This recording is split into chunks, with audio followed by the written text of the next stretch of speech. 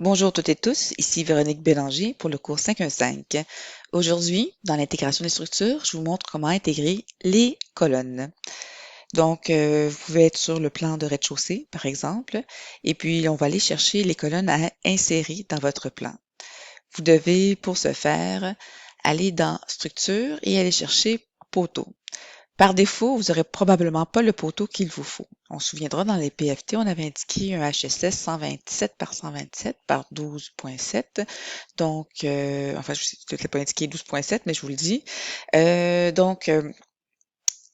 Comme on a simplement celui-ci par défaut, on va aller chercher en allant charger la famille au bon endroit. Donc, pour aller chercher, on s'en va dans poteau porteur. Donc, vous pouvez cliquer sur n'importe quel répertoire et faire PO pour aller chercher répertoire commençant par PO. Et vous avez poteau et poteau porteur. Donc, important de ne pas se tromper et aller dans poteau porteur. Vous allez ensuite dans acier et par la suite, vous allez dans AISC 14.1 et vous allez sélectionner le tube de construction carré poteau ici. Donc, vous faites OK, ouvrir. Et vous allez sélectionner le poteau approprié. Donc, dans notre cas, c'est le 127 par 127 qui se retrouve un peu plus bas. Donc, un peu plus bas, ça va vers du plus grand au plus petit. Donc, celui-ci, 127 par 127 par 12.7. Et on va faire OK. On est maintenant prêt pour intégrer notre colonne. Oups, je l'ai installé. CTRL Z. Donc, c'est important de vérifier que nos paramètres sont corrects. Donc, on voudrait que la hauteur soit jusque sous le pontage de la toiture. Donc, assurez-vous de l'avoir sélectionné, pontage toit. S'il n'est pas déjà fait ce niveau-là, vous pouvez le créer en allant sur les élévations. Puis, sinon, par défaut, la contrainte inférieure va être celle du rez-de-chaussée, la dalle du rez-de-chaussée, ce qui est correct. Et là, on va positionner notre colonne à l'intersection des axes. Évidemment, si vous avez c'est un travail qui était à faire, c'est-à-dire de positionner les axes correctement par rapport au mur et à la trame. Si ce n'est pas fait, vous allez remarquer que la colonne va arriver dans l'isolant. Il ne faut pas qu'elle arrive là. Il faut qu'elle arrive à l'intérieur de l'isolant. Donc, plus exactement, là, si vous cliquez sur par rapport à en fait, par rapport à ce coin de mur-ci, là, ça devrait arriver à une distance de 76. Là, c'est par rapport à l'axe, mais si on le met par rapport au mur ici, ça devrait être 76, le centre, et c'est la même chose par rapport à l'autre côté, donc en étant toujours par rapport aux bons éléments. Donc, si on met ça ici, ça va être moins 76 dans ce cas-ci, je vais le rentrer à l'intérieur, là, de cette façon-ci. Et puis, l'idée, bon, vous pourriez repousser votre mur là, pour être capable de mettre les axes aux bonnes places, mais idéalement, là, ça serait plus facile de juste changer les axes qui sont pas tout à fait situés aux bons endroits. Donc, on fait la même chose avec tous les autres axes qui sont sur le périmètre. Une fois que vous avez complété la position, l'implantation de vos colonnes, il serait intéressant de valider que tout va bien de ce côté-là. Donc, je vous suggère fortement d'avoir, en fait, la vue 3D qu'on a vue tout à l'heure, on peut la renommer structure. Et à ce moment-ci, on peut venir sur cette modélisation, représentation graphique 3D, venir masquer des éléments qui sont hors structure.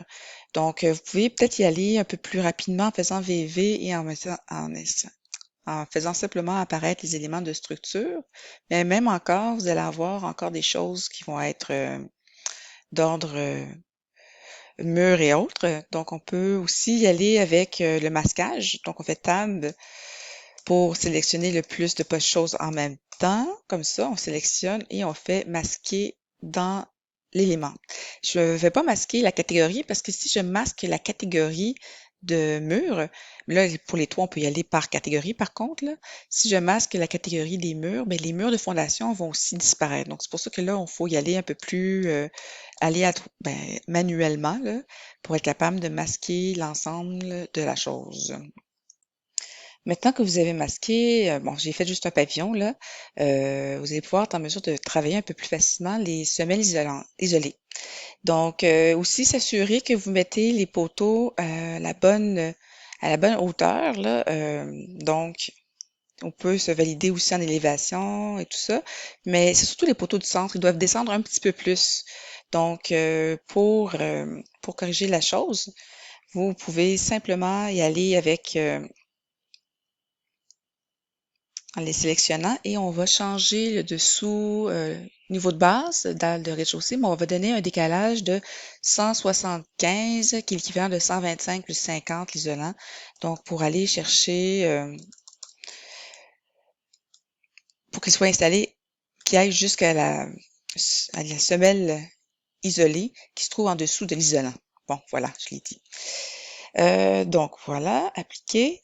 Puis par la suite, on va aller chercher dans les semelles, donc dans structure, dans la section fondation, dans isoler. Et par défaut, donc il n'y a pas de famille par défaut qui va être mis. Donc on va aller les chercher là on était dans poteau porteur. Il faut aller dans semelle de fondation. Et si vous êtes dans semelle, vous allez avoir base rectangulaire. Et c'est bases rectangulaires qu'il faut utiliser. Vous allez faire ouvrir. Et par défaut, vous allez avoir votre rectangulaire 1800 par 1200 par 450. Donc, on va faire modifier le type et on va faire dupliquer. Et on va en faire une de 600 par 600 par 300. Donc, on vient créer le nouveau type. On change les paramètres en fonction. Donc, on met l'épaisseur à 300, la largeur à 600 et la longueur à 600. Et on dit OK. Par la suite, on va venir appliquer ces semelles isolées sous les colonnes. Donc, pour y aller plus facilement, on va aller cliquer sur l'icône sur les poteaux. On clique là-dessus et on sélectionne les poteaux sur lesquels on veut que ces semelles apparaissent. On va faire le contrôle pour ajouter les différents poteaux et avoir les semelles en dessous simultanément. Une fois que c'est terminé, on clique sur le crochet vert OK. Et là, ils me disent qu'il y a une fondation attachée qui va être placée au bas du poteau. Donc, ah oui, je pense que j'ai sélectionné par accident ce poteau-ci qui arrivait dans la semelle, donc on va l'effacer de cette façon-là. Donc, vous avez maintenant les colonnes et les semelles sous colonnes qui sont positionnées. Maintenant, je vous invite à suivre l'installation des poutres et poutrelles dans une prochaine vidéo.